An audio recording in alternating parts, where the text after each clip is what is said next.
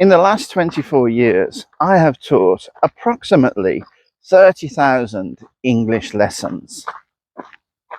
Does that make me a good English teacher? Maybe yes, maybe no. That's not for me to say. But absolutely, I'm very confident and I have a lot of experience. However, I wasn't always so confident. I remember flying from England to Japan, feeling very unconfident about becoming an English teacher. Even though at university I studied educational psychology and I had 7 years of experience teaching in another field, I felt a little bit of an imposter. I had imposter syndrome. That imposter syndrome disappeared in a flash when I met my trainer at Nova Eikaiwa in Ebisu in Tokyo. The British man who was supposedly training me knew nothing about education, knew nothing about the process of learning, knew nothing about the process of teaching, and didn't really understand English grammar or usage. Basically, he was a charlatan. That's not to say all Nova teachers were charlatans. Many of them were very good, and some of them were brilliant. At my first main school in Yokohama, I met 2 Australian teachers who taught me so much about teaching English. They are absolutely my foundation of English teaching, even today. And when I moved to Kyoto, I met a teacher from New Zealand who really knew how to engage students. And I learnt so much from him. So there were brilliant people in Nova Eikaiwa when I was working there. But unfortunately, they were the minority. For my first year working at Nova, I wouldn't have classified myself as an English teacher, not even an English instructor. I was merely an English coach.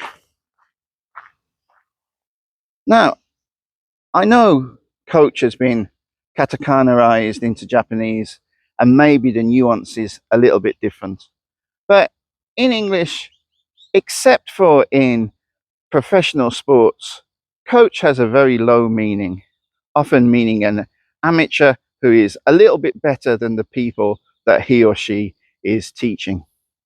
And absolutely, for my first year at Nova Eikaiwa, I was an English coach. Of course, now I identify with the title English teacher. Absolutely, I'm an English teacher. But I don't believe in the myth that an English teacher has to be a native English speaker. That's not necessarily true. I personally know a lot of great Japanese English teachers, and I've also found many online. Unfortunately, some of those great teachers call themselves English coaches, and I want them to change to instructor or teacher because they deserve that title. Unfortunately, though, there are also a lot of charlatans, especially on the internet. If you have a native English speaking teacher or a Japanese English teacher, or you're looking for either of those, you should evaluate whether they are genuine or not. You should find a way of testing them. And that goes for my students about me. You should evaluate me and decide whether I'm a good teacher or not. It's a dangerous place out there looking for English teachers because there are a lot of charlatans who are native English speakers, and there are a lot of charlatans who are Japanese speakers too. So be careful. So how are you going to evaluate an English teacher to know that they are genuine and good for you?